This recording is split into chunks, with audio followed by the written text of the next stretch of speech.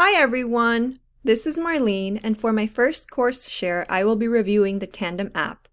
Given that we're focusing on telecollaboration, I thought I'd start off by analyzing an app that allows language learners to connect with others for the sole purpose of improving their language skills. For the record, that is what developers are claiming this app does and what I will closely examine.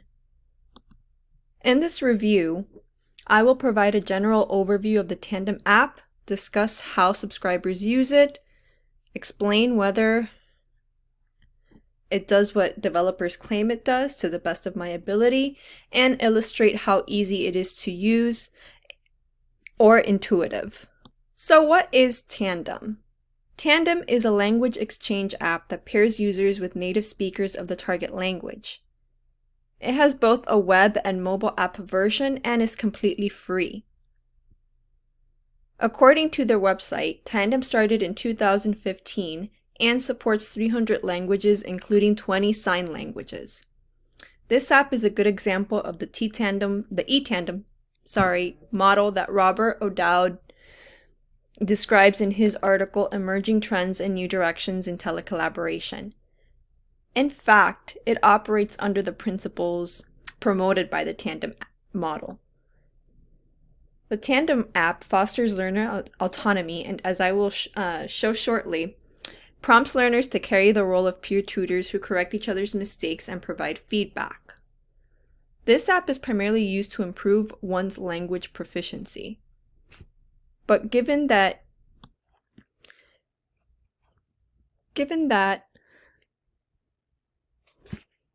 users can interact with both domestic and international learners, I assume this app can also help them develop intercultural competence.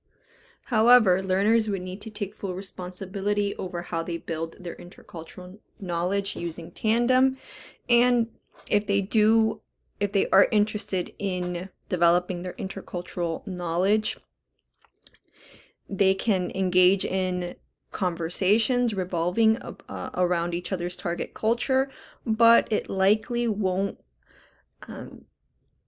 prompt them to confront differences, as O'Dowd mentioned in his article. The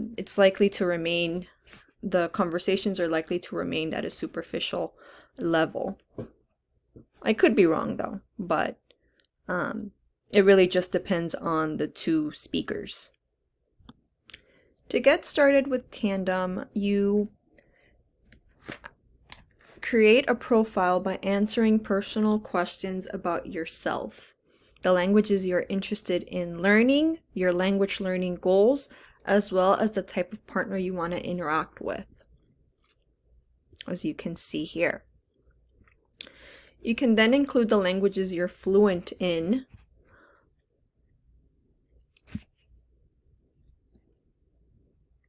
and your proficiency in the language you're learning.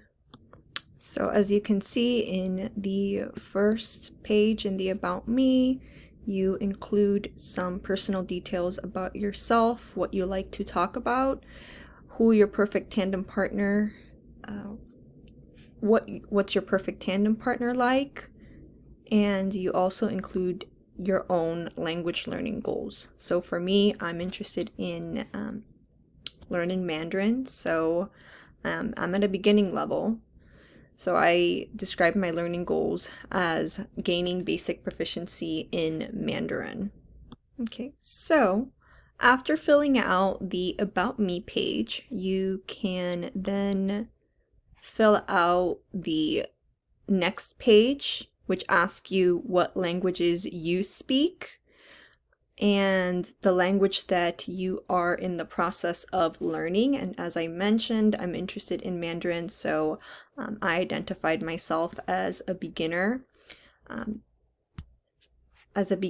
of the target language. And there's two types of Chinese, simplified and traditional, and so I'm specifically interested in learning the simplified type. Okay, then you can move on to your learning preferences, and here you have the option to specify how you want to interact with other learners in Tandem. So you are able to use text and video chat to interact with other Tandem users, but you can modify the mediums that you want to use to interact with other language learners. So me in particular, I prefer just text and audio messages, but others can choose to interact with both video and audio calls. And since you also can interact with domestic language learners or local learners, you can also choose to meet with them in person. After you can select the amount of time you will commit to using Tandem to learn the target language. So I chose 2 hours. I think this is a really useful feature of the app because it allows language learners to choose for themselves how much time they want to dedicate to using the app, and how much time they want to invest in actually learning the target language. You can also choose your own learning schedule. And again, I think this is also really helpful because you can customize your learning schedule based on the personal things that you have going on in your life. So I think this is a positive feature of the app. However,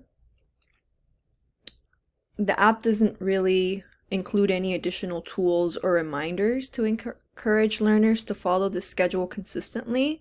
So learners may set a specific schedule that is tailored to their own needs, but because there are no reminders or tools or any other types of features to motivate them to adhere to the schedule, they may not be consistent in following it.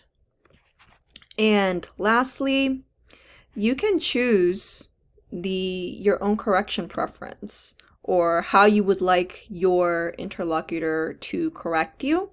So here you have several options. You can choose to be corrected every single time you make a mistake, or only when you make the same mistake repeatedly. You can also choose to receive general feedback once in a while, but if you prefer not to be corrected, this is a good option for you. So while correcting each other's errors can be helpful, I think that one drawback is that language learners can't really choose what specific linguistic features they want feedback on.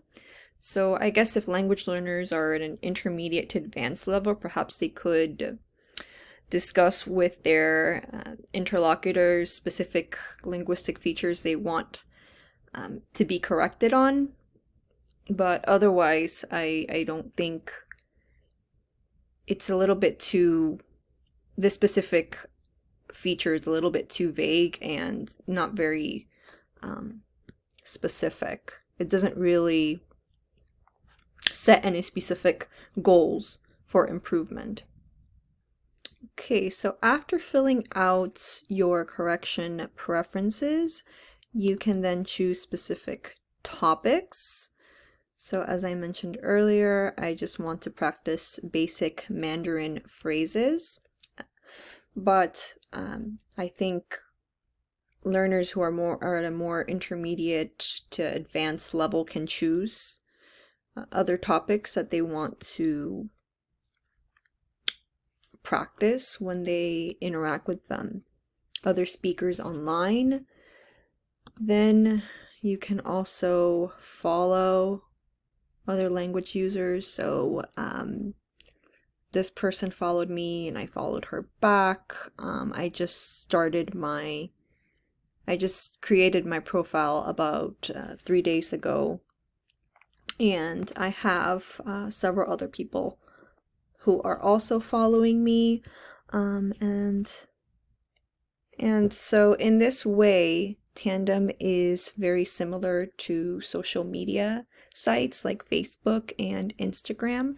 I think it's even been compared to Tinder. And in a way it is to an extent, except people don't really use the app for dating. Or at least its primary purpose isn't for that. It is specifically to learn the target language. Okay.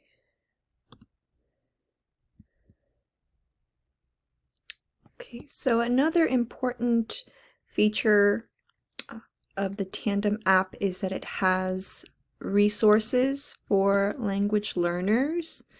There are blogs and articles that describe specific aspects of the target language and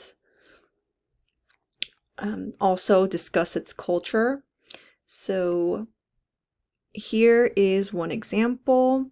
This specific article provides guidance to beginning learners of Chinese and can help beginning learners understand basic grammatical structures of the target language, and it helps prepare them for their online interaction with native speakers. So in this section, the article discusses the differences between traditional and simplified Mandarin, or these are the two types of writing systems. So here it describes the differences between them.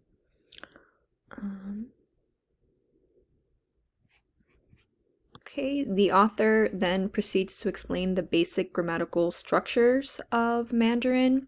For beginning learners, this can be really helpful to review before they interact with native speakers online. This section nicely explains the key differences between Chinese and English grammar. They point out that unlike English, Mandarin doesn't have articles. This section also shows that word order is the same in both languages, though, which may cause some relief to language learners, or to beginning language learners of Mandarin, at least temporarily.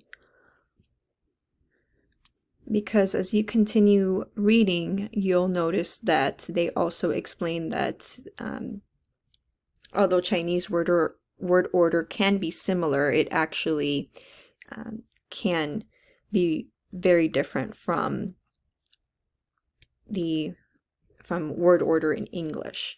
Then they discuss how to construct numbers, and you can hear how the numbers are pronounced. 10 9 Okay, and then they discuss grammatical aspects because it is different. Mandarin So Mandarin speakers do not use formal tenses or verb conjugation like we do, but they instead use specific participles to indicate the past, present, and future. And as you continue scrolling down, there is some information about pronunciation and basic Chinese phrases. So here you're introduced to the tones, which are very important to become familiar with since the meaning is affected based on the pronunciation. And then here are some basic everyday phrases that you use to greet and introduce yourself to other speakers. So then once you review basic phrases, you are ready to interact with speakers. And here you just go on Tandem Community, or where I just clicked, and you can view other learners who you can interact with and choose. So let's just click on this person's page, and as you can see, you have the option to determine whether you want to interact with them or not. So does do what developers say it does, and I think it has great potential, especially for beginning learners. I look forward to hearing your thoughts, and this is the end. Bye.